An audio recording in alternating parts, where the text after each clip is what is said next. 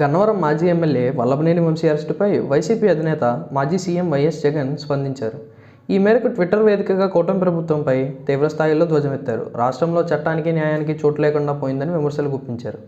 తీవ్ర అధికార దుర్వినియోగంతో red book రాజ్యాంగాన్ని అమలు చేస్తూ అక్రమ అరెస్టులు చేస్తూ అసలు రాజ్యాంగానికి తూట్లు పొడుస్తున్నారని మండిపడ్డారు. మాజీ ఎమ్మెల్యే వల్లభనేని వంశీ విషయంలో ముఖ్యమంత్రి నారా చంద్రబాబు నాయుడు కూటమి సర్కారు వ్యవహరిస్తున్న తీరు అత్యంత దారుణమన్నారు. అలాగే గన్నవరం కేసులో తనపై టీడీపీ వారు ఒత్తిడి తెచ్చి తప్పుడు కేసు పెట్టారంటూ సాక్షాత్తు జడ్జి ముందు దళిత యువకుడు వాంగ్మూలం ఇచ్చారని గుర్తు చేశారు.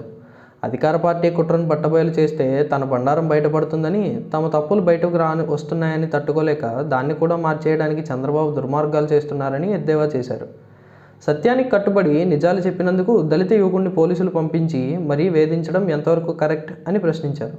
వాంగ్మూలం ఇచ్చిన రోజే ఆ దళిత యువకుడి కుటుంబంపైకి పోలీసులు, టీడీపీ కార్యకర్తలు వెళ్లి వారిని బెదిరించి భయపెట్టడం కరెక్టేనా అని ఫైర్ అయ్యారు.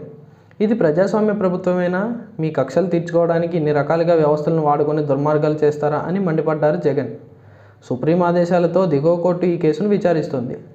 అలాంటప్పుడు పెట్టింది తప్పుడు కేసు అంటూ వాస్తవాలు బయటకు వస్తుంటే మొత్తం దర్యాప్తును, విచారణను, చివరికి జడ్జిని, న్యాయ ప్రక్రియను అపహాస్యం చేస్తుండడం అధికార దుర్వినియోగం కాదా అంటూ జగన్ క్వశ్చన్ చేశారు.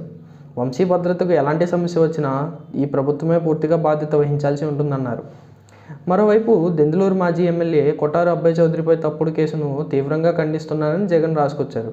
టీడీపీ ఎమ్మెల్యే ఏం తిట్టారో ఆ వీడియోను కోట్ల మంది ప్రజలు చూశారన్నారు. తప్పులు చేసిన వారిపై చర్య తీసుకోమని కోరితే పోలీసులు ఎదురు కేసులు పెట్టి అన్యాయంగా వ్యవహరిస్తున్నారని ఆగ్రహం వ్యక్తం చేశారు. చంద్రబాబు ప్రజలకు ఇచ్చిన సూపర్ 6 సహా ఇచ్చిన 143 హామీలు నిలబెట్టుకోలేకపోతున్నారన్నారు. ప్రజల దృష్టిని మళ్లించడానికి తమ పార్టీకి చెందిన నాయకులను, కార్యకర్తలను లక్ష్యంగా చేసుకుని తప్పుడు కేసులు, అక్రమార్సులకు దిగుతున్నారన్నారు జగన్. తగిన మూల్యం చెల్లించక తప్పదని హెచ్చరించారు. మరోవైపు ఈ జిల్లాలో మెజార్టీ స్థానాలు గెలిచిన పార్టీలు అధికారంలో ఉంటాయి. ఈ క్రమంలో అమలాపురం మాజీ MP హర్షకుమార్తో YCP MP Pilli Subhash Chandrabose భేటీ కావడం గోదావరి జిల్లా రాజకీయాల్లో సంచలనంగా మారింది.